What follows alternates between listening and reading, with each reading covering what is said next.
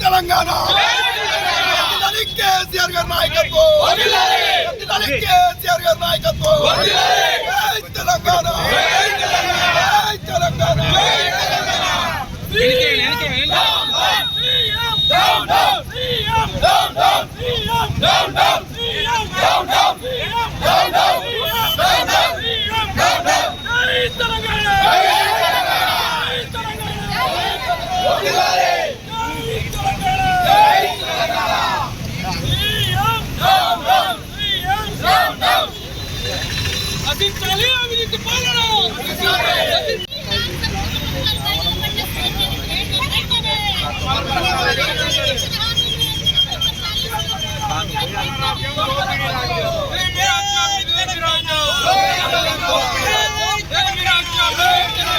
తెలంగాణ మహిళలకు పట్ల రేవంత్ రెడ్డి మొండి వైఖరి.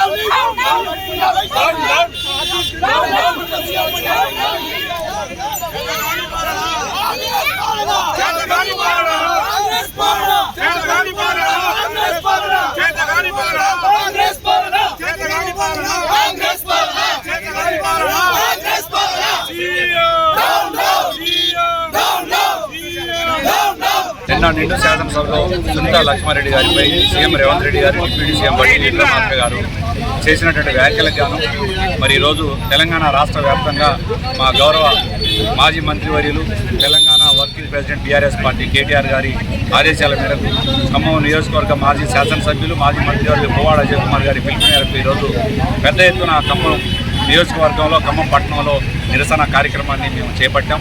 మరి దీంట్లో మేము దిష్టిబొమ్మని తగలబెట్టడం కోసం కూడా ప్రయత్నం చేస్తే ఇక్కడ ఉన్నటువంటి పోలీసు వారు కూడా మరి ఆ బొమ్మల్ని గుంజుకోవడం జరిగింది. అయినా కానీ మా కార్యకర్తలు రగిలిపోయి సీఎం దిష్టిబొమ్మను తగలబెట్టడానికి మాకు అవకాశం ఇవ్వకపోయినా కనీసం ఆయన చిత్రపటాన్ని తగలబెడతామని చెప్పి ఈరోజు ఖమ్మంలో స్వచ్ఛందంగా వాళ్ళే మరి ప్రింట్ తీసుకొని వచ్చి మరి ఈరోజు తగలబెడుతున్నటువంటి పరిస్థితి చూస్తూ ఉన్నాం. యావత్ తెలంగాణలో ఉన్నటువంటి మహిళా సోదరులందరూ కూడా ఈరోజు రగిలిపోతూ ఉన్నారు సీఎం చేసినటువంటి వ్యాఖ్యలపై. వెంటనే సునీతా లక్ష్మారెడ్డి గారిపై చేసినటువంటి వ్యాఖ్యల్ని వెంటనే వెనక్కి తీసుకోవాలని చెప్పి మాత్రం కూడా పెద్ద ఎత్తున డిమాండ్ చేసి ఈరోజు నిరసన కార్యక్రమం చేపట్టారు.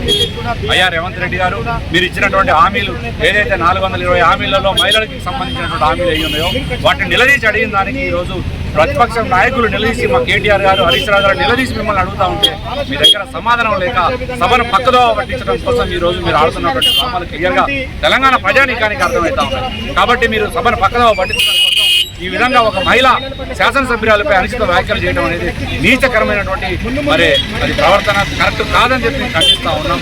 మీరు సభలో మరి నిండు సభలో ఆమెను ఆ విధంగా అవమానపరిచేటువంటి వ్యాఖ్యలు చేయడం అనేది మరి సభా లీడర్గా మీకు సభ్యత కాదు.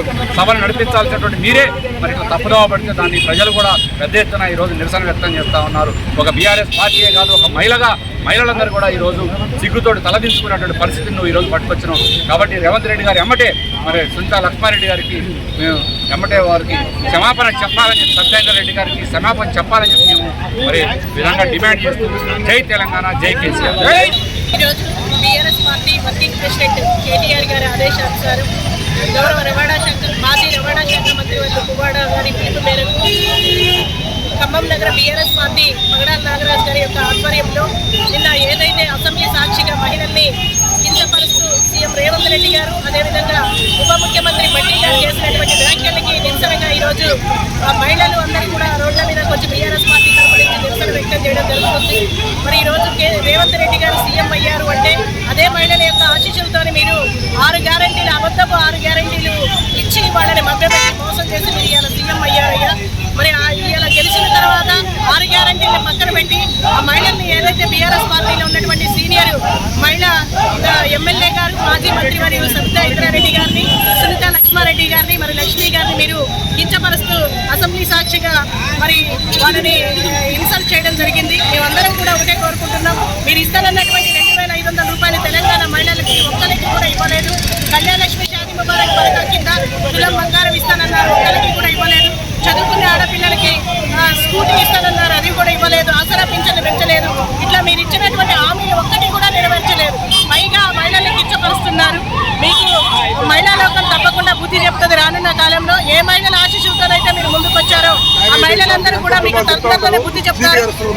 మీరు ఎవరినైతే కించపరిచారో వాళ్ళకి మేము క్షమాపణ చెప్పాలని మేమందరం కూడా మీకు కోరుకుంటున్నాం.